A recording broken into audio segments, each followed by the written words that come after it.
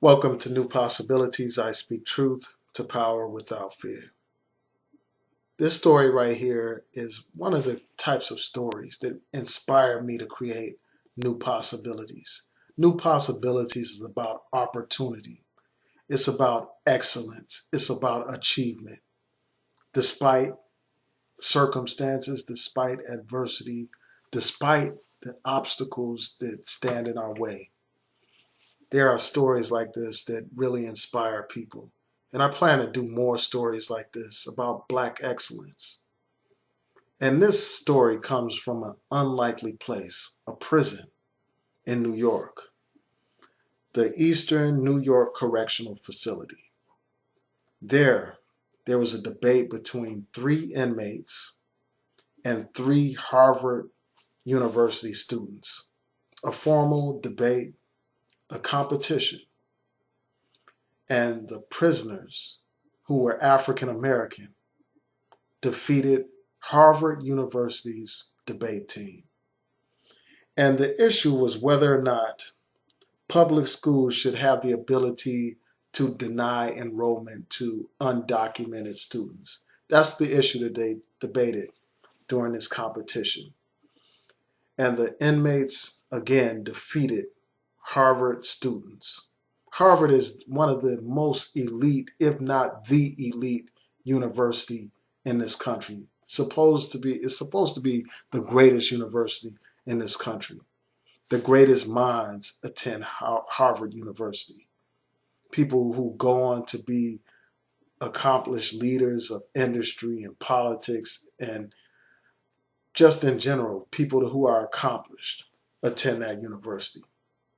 But here you have some inmates who don't have a formal education, but they managed to defeat this team. This story tells me a lot about the potential that is locked up in these jails. Locked up. This team not only defeated Harvard, they defeated the U.S. Military Academy of West Point, and they defeated the University of Vermont. They have a record of accomplishment. And it's a shame that great minds like that are in jail, locked up. These are great minds that could be finding the cure to diseases like HIV or cancer. These are people who could be inventing the new technologies to change society as we know it, finding the answers to the world's problems. But because of the society in which we live, great minds like this are stifled, they're held back, and they're held down. And society as a whole suffers as a result of that. See, people often think that having a formal education is some kind of indication of one's ability or that one's intelligence, but none of that is true. We have countless examples of people who are very intelligent who don't have formal education. Malcolm X is a prime example of that. He didn't graduate from college. He didn't graduate even from high school. But he was one of the greatest minds and greatest leaders that we ever had as a people. He was far more intelligent than many people that had these PhDs and law degrees and medical degrees and scientific degrees. This brother was more useful to his people than many of those quote unquote educated Negroes.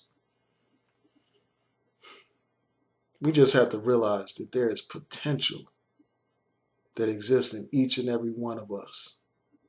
And as a society, we must tap into the potential of every person if we are to advance as a society, as a nation.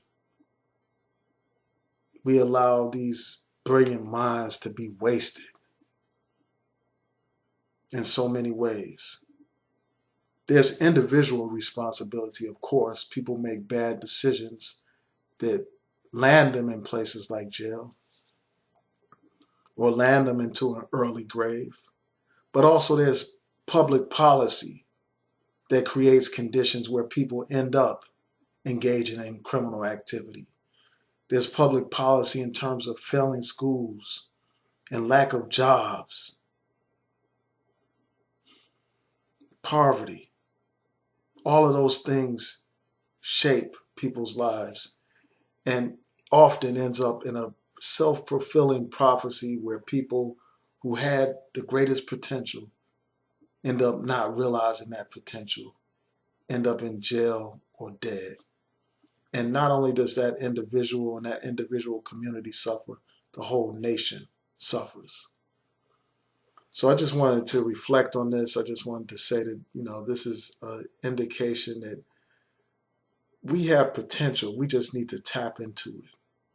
We need to save our young people so that they don't get caught up in the prison system.